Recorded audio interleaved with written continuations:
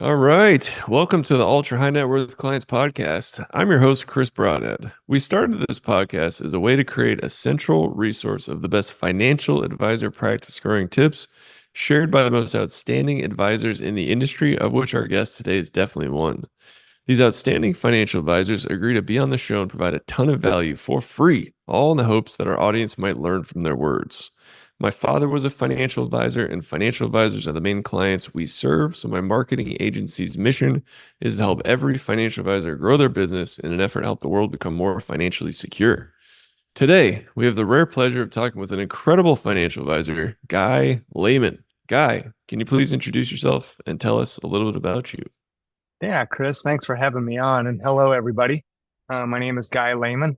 I live in West Des Moines, Iowa, and currently I work at Compass Work and Own, part of Compass Financial in West Des Moines, Iowa. And one of the things that drew me into this field was an early life experience that I had in my family. My dad was in a partnership and he passed away prematurely at the age of 48. This was back in 1992. And in the wake of that, I, of course, as a high schooler at that time, saw the heartache and headache that goes along with losing a parent or a spouse. And I also saw the financial headache of that. And in the wake of my father passing away, my mom found a financial advisor here in West Des Moines. And over time, I really saw that advisor bless my mother with good financial advice. And watching this happen, in my family, it was a noble thing to watch and to see. And this financial advisor was in my mom's life for quite a long time, until my mom passed away. And then I was really drawn to that because I looked at it and said, boy, that is a noble thing to help somebody in a time of need, with good advice, walking alongside that person in their financial life. So that was an experience that drew me into the field. And in the meantime, I had gone to college, started climbing the corporate ladder somewhere. But in the back of my heart was always, hey, this meaningful experience that I saw happen in my life, I think I need to go do that. And when I turned 35, I had 4 kids. I had a stay-at-home wife, and I stepped off the corporate ladder in the insurance field and came here to Compass Financial and have been an advisor and owner ever since. And it's been a wonderful journey. And we're now to the second generation of ownership, of which I am one. So we're working through that transition. And I'll be happy to talk about that transition if you want to get into it. But by and large, I have found my calling as a financial advisor. Mm-hmm. Wow, that's amazing, and like truly, that is an incredibly tough thing to do. Like at 35, wife, 4 kids to make a transition like that. How did you find the courage to do that? Well, much like the guidance that we give our clients over time, to make a big switch like that, it was some planning involved. And by that, I mean, my wife and I worked very diligently in the years leading up to making that career transition of building up cash, of paying down debt. And so being in a financial situation where at the corporate level, you're paid at this, but when you start in this industry, it drops down. And the beautiful thing about this industry, though, is you start at a very basic level income wise, but as you gain trust with clients, as you find clients and they pay you, right, certificates of appreciation, dollar bills. If you take care of clients for a long period of time, you can build that up year over year over year. Mm-hmm. Nice. Wow. And you don't appear to be much older than 35 now. Oh my. Well, thank How, you. I'm actually approaching 50, which is a little bit of a wow. shock to the system. But Wow. yeah, But so damn. So I have some, I would say I have some significant experiences under my belt. I have some life under my belt. I have other outside business experience under my belt. So I feel like I can meet a lot of clients at that critical spot and build trust and give Mm-hmm. advice and really walk the path with people instead of Mm-hmm. being right a transactional, or I would say an insurance based, um, without being an insurance based situation. We're our own registered investment advisor here at Compass. Mm-hmm. And the founder, the person that came into my mom's life, founded Compass Financial back in 1992 and has just Wow. now retired Mm-hmm. in 2023. So it's the transition is complete to the second generation. Wow, man, what a story. So he left such a positive impact on you that you eventually, you know, circled back around and started work with him, and now you're the owner of the practice and everything. That's I amazing. am one owner. One of the owners. Beautiful Yeah. one of the beautiful things here is that we have taken a team approach to ownership. So there's 11 people here and 6 advisors. Of those 11, 6 are advisors and 5 are administrative staff. And of the Mm, 6 advisors, 5 at this point, or 5 have chosen to be owners. And we also have an admin staff that has chosen to be an owner in that 5. So um, it's a really wonderful way. It's a good path to walk because you're not doing ownership alone. And that is something that all the owners have desired, is to do it together. mm, hmm. Wow. That's awesome. So like was that always part of the plan to work with your mom's financial advisor?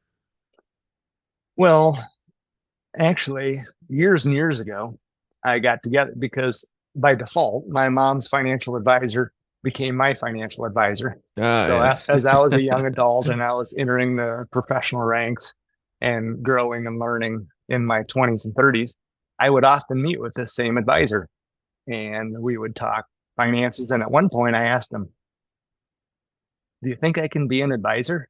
And he said, "I don't know. There is really only one way to find out, and that's to do it."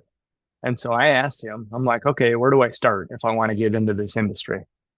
And he, the Des Moines metro is about 750,000 people, with all the suburbs combined. So it's a fairly small network, all in all. And a lot of financial advisors know each other and have come across each other professionally or know each other personally. And he gave me probably 4 or 5 people to reach out to and to interview, basically, about how to step into the financial advising field. And I Mhm. had it all. There were people that I met that made my skin crawl, and there were people that I met that ran wonderful organizations. And so at the end of the day, though, I trotted all around the metro talking to these advisors that own their own practices and run it their own way. And at the end of the day, I came back to Compass Financial, the owner, and I said, "Can I think here is where I belong, because I've experienced a little bit of everywhere else, but here is where I want to be. And this is the place I'd like to do it if I do." And so we started that conversation. And it takes a while, especially, I wasn't per se mid career at 35, but I did, I had 15 years of professional experience under my belt. So it was the planning process, both from the business side and my personal side, about planning to make that step, planning for the income to go way back down, but to rebuild it over time. Mhm. That's awesome. And Yeah. and what was this advisor's, or what is this advisor's name? Yeah. His name is Kurt Pearson, Kurt and he Pearson. started Compass Financial back in the early 90s and has been a longtime staple in the advisor community here in the Des Moines metro. For Yeah. many, many years, he had a local TV spot where he talked about the financial markets, talked about broad financial advice and tips and tricks and how to view things and how to listen to the news and how to make decisions and all that. So he became quite well known locally because of that TV spot. That's awesome. That's awesome. So, it sounds like he was a tremendous mentor to you as well. Is that Absolutely. accurate? Oh yeah, Okay. absolutely. Can Number one, from just being part of my family, coming in from the outside and giving good advice.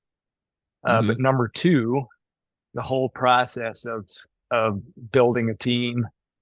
He was really deeply into building team culture, and that was Mm. one of his biggest interests here. He said a long time ago that he would have lost interest in financial advising if not for the challenge of building a wonderful team culture here. And that's what I felt when we were talking about joining forces or me coming to work here for him. Mhm. Wow. Wow. Okay. Can you share uh some of the most powerful or impactful kind of wisdom he shared with you or insights? Well, let me talk about our culture here, and this bleeds over into our business model, our strategy, our success stories, right? All the things that you want to touch on is the culture that was built here was based on the book Good to Great by Jim Collins. Mm. Mhm. And in that book, there are circles. And there's a Venn diagram where you have three circles. You have your passion, you have what you can be best in the world at, and then you have your economic circle. And many years ago, before I was even here, this team did the work about what is our passion? What are we trying to be best in the world at? And what about our economic circle and how we make that work? And of course, when all those circles come together, they have parts that overlap. And right in the middle, if you put two eyes and a mouth, it looks like a hedgehog. And that hedgehog concept comes from Jim Collins' book, Good to Great. But our Mm. culture adopted that Venn diagram, and we decided our passion is value of person. And it goes very deep, but from a big, broad level, value of person is the deep, intimate value of human life, of individuals themselves, and who people are, giving them a voice, valuing and creating a safe space for people to come into and share the most intimate details of their life and their finances with us. And so that is one of the things that's our passion. We call it our value of person passion. And that leads into things that we do in our business, like we have not set an investment minimum, Chris. Mm. And the reason is because we think that violates our passion of honoring the value of people. Mm. Saying, hey, you're a wonderful person. We'd love to work with you, but you don't, because you don't have X to invest with us, we can't work with you. That's not something we've ever said. And now I will say, we don't have a minimum as far as assets go, but I have a minimum as far as effort goes. If someone comes in and says, or if someone comes in and I see that they're not going to put forth the minimum effort to have a relationship with us and do the things we need to do to be a good advisor for you, then I don't have any problem saying, hey, we're probably not the people for you, and pass you on to someone who's more transaction oriented. So Mm. that's a interesting way that our value person comes out in our business model. So moving from our passion over to what we think we can be the best in the world at. Mm. And this is a unique one because it's extremely difficult to do, even when you put it out there and say, hey, this is what we're trying to do. And it's trying to be best in the world at listening. Mm. And I will tell you, our human nature, for most people, prevents us from being good listeners. So there's a lot of work that we do within our company, within our teams and groups and individually about what does it mean to be a good listener and how do we practice it to a point where we can get so good at listening that it makes a difference in our clients' lives. Okay, so I've talked about our passion circle. I've talked about what we're endeavoring to be best in the world at, listening, and then our economic circle. And our economic circle is the economics, our costs and our fees and what people pay us, all they have to work for everybody. So that's what we're committed to. We're committed to making them work for our clients. We're committed to making it work for us, right? Being in the middle of an ownership transition, there's a lot of dollars that change hands in that. So it has to work for owners. And so there's always the tug and pull and balance, I would say, of finding what works for everybody and making adjustments along the way.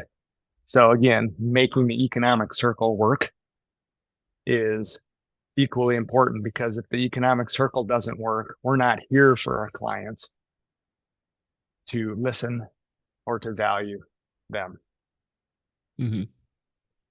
Wow, that's awesome. That is one of my favorite explanations of a business's core values and focus ever. Thank you for sharing that.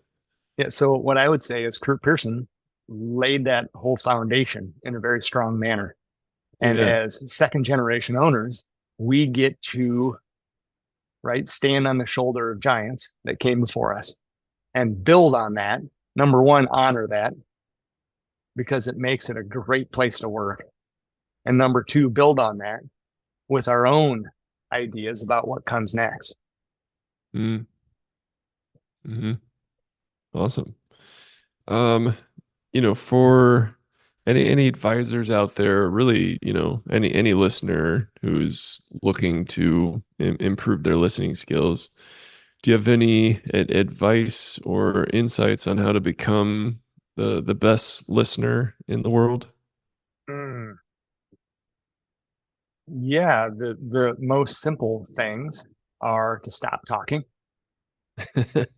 which can be tough for people to do. Yeah. The second thing I would say is there's a lot of communication that happens between the lines of what people say. And being quiet, number one, so you can hear what's said. Number two is practicing listening between the lines. And often a good follow-up question can unearth what's being said. Go deeper. Okay. Then go deeper. But tell me more about that. And did that upset you? And just it's practice. It's it's conscious practice. It's working on your own self and it's working on it not just in a professional sense, but in a personal sense. So when I go home, if my wife is telling me, and by the way, spouses are wonderful mirrors to let us know if we're being true to being a good listener outside of work. And so sometimes I get very direct feedback from my wife that says, Guy, you're not listening right now. I'm trying to tell you something important. And that whole it's a process of slowing down, being quiet, and using your mind and your emotional intelligence to draw out what's really important about what's being said. Hmm. Awesome. Any kind of clever questions that you've discovered that help a client really kind of share what they're looking for? Nothing clever, I would say, because I don't know that clever works very well. Yeah, Genuine works well. genuine. Yeah. Better word. Yeah, Yeah. How are you? yeah. Um, a big one that I like to use is what's on your mind? Mm. And so I use that when I set up meetings. Hey, just give me a call to hear if you have anything on your mind right now. And if I leave a message, I say, if there Man, is anything on your mind, hey, here's a link that you can look at my calendar and schedule an appointment with me. Um, the other thing is any big changes, because you would be amazed at when I start calling clients and asking them what's new in their life. Oh, guy, we've been meaning to call you because XYZ. And that leads into usually a fantastic discussion about how to match their money up with their life, because that's mm. really what people are looking for. Hmm. Wow. Yeah, that the what's on your mind, that's a powerful uh connecting Oh, yeah. question. Like you said that and I just like, And yeah, not I got often is it, frankly, not often is it about money. It's often about something else. Hey, yeah, I've been concerned about this, what's going on over here, or so it opens up a whole world of conversations. yeah, yeah. And what a what a wonderful question to hear from someone, or to just like check your voicemail and it's like, hey, I was just calling to, see what's on your mind. Right. Like, That's exactly right. I feel so seen and like cared for. That's Yeah. yeah, very, very powerful. Yeah. That's awesome. Yeah, thank you for sharing that. So you mentioned that there are now five co-owners. Was it five or was it Hmm. six? Yep. It's five. Okay, Five. five co-owners of Compass Financial now, and obviously Kurt Pearson left a tremendous impact on all of you. How are you? How are you and the team kind of taking the foundation and what you all built together and bringing that, you know, uh, into the future? Hmm. I would say more of the same. That's what Cool. I would say to that. I would say Yeah. more of the same, because our founder set such a strong foundation for us, and we all grew up within this organization and structure. Hmm. I would say we have a very clear definition of what we do, what we're good at, who would be a good fit to be a client, and we don't have any ideas of changing that. That stuff is too important to change. We are always, however, open to new ideas with technology, with how we improve our processes, with our sources of information that we're going to. But when you come down to the foundational aspects of how we do this business, no changes. And I hope it doesn't change, Hmm. Hmm. because if it does, then the business has gone off in a direction maybe we don't want it to. Hmm. Yeah, that's great. Like, maintaining the integrity of the business. Letting our values sink in Yeah. and become deep in our bones as people, as advisors, as owners, as employers, as leaders, as employees, Hmm. is so vital here at Compass that we cannot afford to give that up. Mm. Yeah. I mean, yeah. It it sounds like that's at the core of all of you guys. So Well, that's the one thing that's one of the things that's kept me interested in. And when I chose to come here, I saw that from the outside. Like, yeah. hey, I don't want to do it these other ways. I don't want to do it like Edward Jones. I don't want to do it like the other local firms in town. I want to do it like you guys do it. I want to do it like Compass does it because it's different. And I've seen it as an advisor out in the community that we do it different. And I've also seen it from a client standpoint, because we have clients that come that have experienced different ways of doing it and love the way that we do it. And just to expand on that is when we talk about alignment with what clients are looking for and what we're providing, there's a segment of clients that are looking for the expert, right? And a lot of advisors go to the expert alignment. Hey, come to us. We're the expert. That is not us. Now, it's not to say we have extremely competent people. So that has nothing to do with the competence. It's just what people are looking for. We are on kind of the self-actualization. If you know Maslow's hierarchy of needs, right? That's at the top of the triangle. It's the people that are asking the question, like I said at the beginning, everybody comes in, has one question on the tip of their tongue. And in various forms or ways to say it, the universal question is, am I going to be okay? And that usually has about this much to do with money and about this much to do with life. Yeah. Right? Am I going to be okay? And walking along the financial path with those people, giving them good advice, helping them to make good decisions, financial and otherwise along the way, is our alignment. It's matching their dollars with their dreams. And when you're doing that, you're like, okay, this is where it's at. This is how you really help people. This is where you really develop. I mean, there is a high level of trust that our clients place in our hands. And if that trust is not there, the relationship doesn't last very long. Right? So long-term clients put a lot of trust in this relationship, and we work very, very hard to honor that. Wow. That's awesome.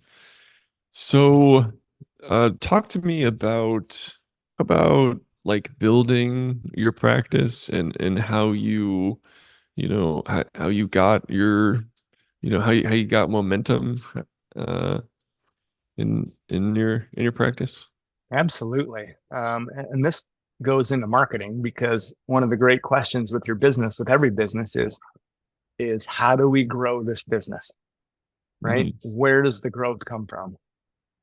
And we have gone down marketing our firms, all sorts of avenues to try to achieve growth, try to capture growth, try to open up new ways of growing our client base. And we've continued to come back. We've met a lot of failure on the way, which is one of the wonderful ways you learn. And so what we have found is, number one, our clients will lead us to most of our growth. Our current clients are going to lead us to most of our growth. And that is either through their growing in wealth, or they're growing in influence within their circle, or they're growing, achieving their goals. And just over time, bringing more assets into the relationship or more financial decisions into the relationship. So that's our number one area of growth. Our number two area of growth is those people that our current clients refer. And those are really great referrals because they have heard of us many times over the years. Maybe our client worked with them. Maybe it's our client's children or in-laws or, all sorts of brothers or sisters or all sorts of friends, people in their social circles. So when you create people when you have clients that have a high level of trust, they spread the word. And what we tell people is, hey, if you have people that you care about, that you think need what we provide, financial advice, walking the path with you, investment advice, answering that big question, right? Can I retire? How can I retire? Am I on the right track? Am I going to be okay? Is the big question. You have people in your life that need that love from an advisor. Our name comes out. And so again, we can we've gone down the Facebook ads path. We've gone down the Google ads path. We've, tried to buy lists and radio and all sorts of stuff. What we've found is the only thing that really works consistently. You might get a client here or there from all these little things that you do, but what really works is taking great care of your current clients, and they will drive your growth for you. And you have to ask, you're like, hey, is there anybody in your life that we need to meet? So when the time comes, they know who to be thinking of. And we thank our clients that refer to us. That's a big deal. That's awesome. And I'm sure that clients you have taken on who are maybe below a lot of competitors' minimums, I'm sure a lot of those have turned into tremendous, amazing clients. Oh, like absolutely. Yep. Yeah. Again, the way I view clients is not a minimum of assets; it's a minimum of effort. I want to work with people that want to work with us. I want to work with people that are full of life and excited about where they're going. And those are the people that climb the ladders at work, that have bigger and more complex and broader questions as time goes on. Those are the people that have money coming out of their ears at some point and need advice about, hey, what's next for us, right? We've been doing this, we've been doing that. Now what's next? That's the people that I'm excited to work with, not just from a financial standpoint, but from a personal standpoint. It's fun. We have good relationships. We're maybe running businesses, at the same time in our careers, and coming up against some of the same challenges for business ownership too. So that's how I view taking clients on. Awesome. And I'm curious, Kurt, he retired recently. He probably could have sold his firm to, private equity or to another, to a competitor or whatever. Can you talk about the decision to actually sell it to, because you all were employees before, right? So Can you talk about that decision? And absolutely. So when they were initially doing the work with the 3 circles that I've talked about, one of the other things in the Good to Great book was a BHAG, BHAG. It's a big, huge, audacious goal.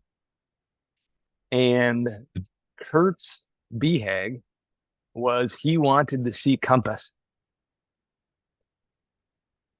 survive his professional life, survive beyond his professional life. So yeah, you have a couple options. If you sell it to another firm, probably the culture at Compass probably doesn't survive. It becomes the culture of the acquiring firm.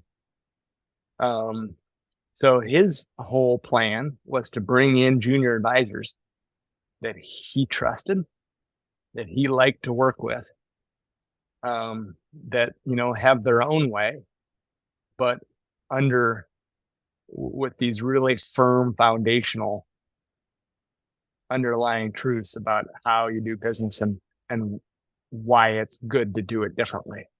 So I think for his BHAG to come true, for Compass to, in its current form, to exist beyond his professional life, is an internal succession program was probably the only way to really make that happen. And he did it, and he did it well. Wow. Yeah. So this was decades in the making. Oh yeah, Yeah. absolutely. Wow. Wow. And by the That's way, amazing. just like clients, employees run the same way and advisors run the same way. Your best chance at finding someone that you're going to like and trust starts with the circle of people you already know. Mm, It's pretty unlikely. I mean, think about me. I was a client's kid. And then after that, I was a client myself. And we had this relationship mhm. that morphed into, over a long period of time, an employment relationship and then ownership. Yeah. Wow. Great I mean, example, great example of taking really good care of your current clients and trusting that the future is going to work out growth wise and who you need to run and eventually own the business. yeah. Yeah. Wow. That's that is that's an incredible example of doing the right thing and integrity and it in karmically kind of coming back to you in even more powerful ways. That's incredible. What an incredible story. That's that's awesome, man. I live it every day, Chris. It's part of why I show up and do what I'm doing because I am deeply passionate about what I do. hmm Yep. Awesome, awesome. Yeah. Well, Guy, this has been absolutely a pleasure. Y'all have built and continue to grow a beautiful practice over there that I'm sure is impacting your future owners right now. Yeah, there's a few more things, if you don't mind, on Sure, your sure. outline that I want to cover here. So Yeah. we've talked about our kind of uniqueness. Um, a couple of other things. One of the things that does make us unique is we have really worked hard to split our advisory practice into two parts. Mm, And I explain this to every client that comes in and say, hey, we have worked hard to split into two parts. Our advice, our sorry, I should say hourly planning and independent advice, and our product side. And the reason we've worked hard to separate those two things is often in this industry, they're mashed together. And what I mean by that is since most of the money is made on the product sales, right? Managing money, annuity sales, life insurance sales, right? Things like that.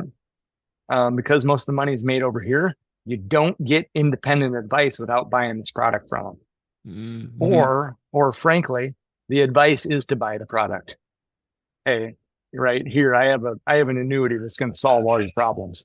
Or yeah, just let me manage your money and we'll make it good, right? That's the advice. Well, the, we've separated those two because what we found is people are hungry to come in and get advice independent of being sold something. So almost everybody that comes in starts with that question on the tip of their tongue, one question. And then we often engage in an hourly financial planning engagement to answer their question. And they have a choice if there's a product involved or if we have a recommendation for a product. They have a choice about where they go implement that, if at all. Maybe they just came in to see what we had to say about their situation, if they can retire, when they can retire, if they're on the right track, right? Those are three common questions. But we'll give them our best independent advice and they can do with it what they want. Now, at the end of the day, often they have come to trust us through this process. And if there is product business to do, many, not all, but many will choose to do that product business with us.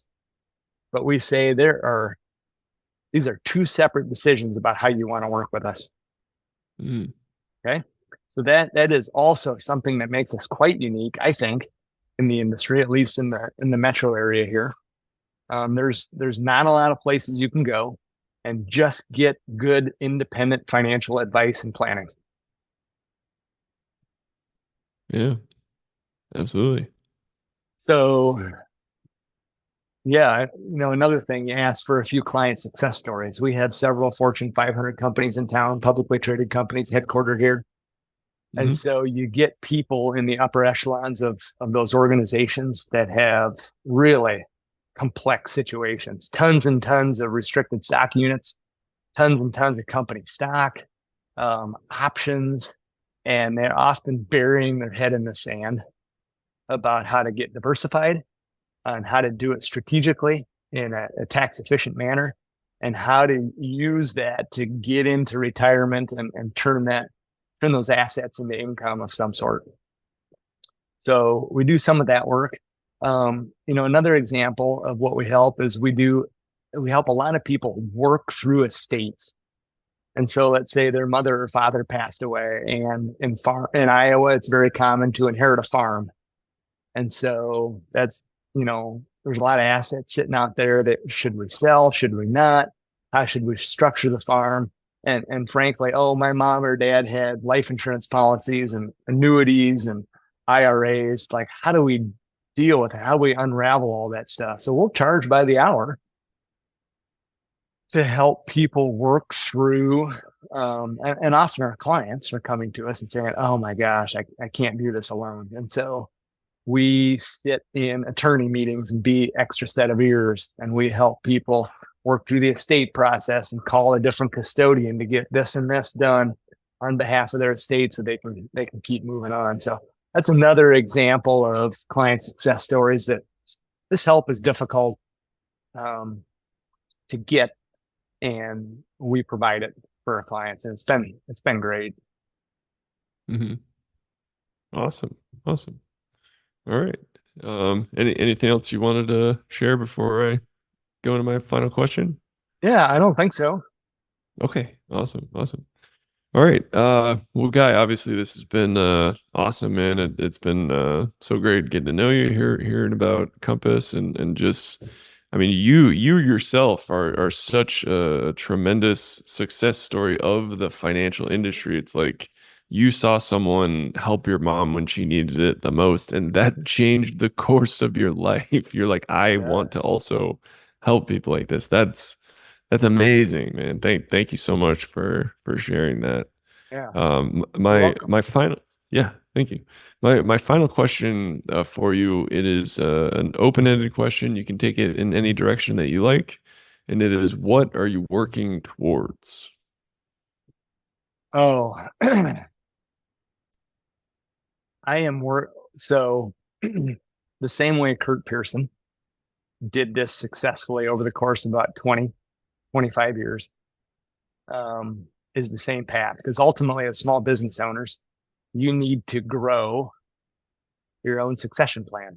You need to find who's going to Mm, carry the business on beyond mm-hmm, you. mm-hmm, Approaching 50 here, years of age, I have a little bit of a runway, but I probably don't have 15 years to generate the next generation of advisors. And that is what the big thing I'm building towards here at work and our ownership group, because we're now kind of past the first generation of ownership, mm, solidly in the second generation of ownership. And it's never too early to begin thinking about what's next. Um, Personally, I have 4 children. I have 3 in high school this year and 1 in middle school. And my wife and I are really on the cusp of our life changing. We can see this for the mm-hmm. first time, right? Because Oh, you don't know how life is going to change when you add kids, and start having kids. And so that's a surprise. And it's also a surprise when your kids kind of grow up and get beyond that dependency stage. That kind of surprises you, like, wow, all of our kids are taking care of themselves and feeding themselves now, which is nice. Um, but I know what's coming now as kids start to leave the house. At least I have a pretty good idea that um, it's going to be a big change. And my wife and I are kind of working towards what that looks like, and reconnecting after all these child rearing years. So that's what I'm working towards, is what's the next step to help my kids be good young adults. mm. Yep. That's beautiful. Um, and where can our audience find out more about you and Compass Financial?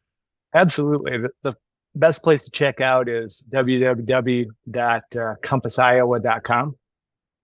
And all of our contact information is on there if you're interested in connecting with me. Um, there's a video out on our bio pages that you can watch. And it probably says about the same thing that I talked about today, but there's some pictures associated with it. So if you want to watch that, that'd be a good place to start. Yeah, awesome. And we'll be sure to link all of that in the show notes. All right. Guy, Appreciate it. thank you so much for taking the time. This was a true pleasure, man. Really, really enjoyed this. Absolutely. Thanks, Chris. You're welcome. Yeah, awesome. And to all our listeners out there, thanks so much for tuning in today and keep on growing out there, everybody. See ya.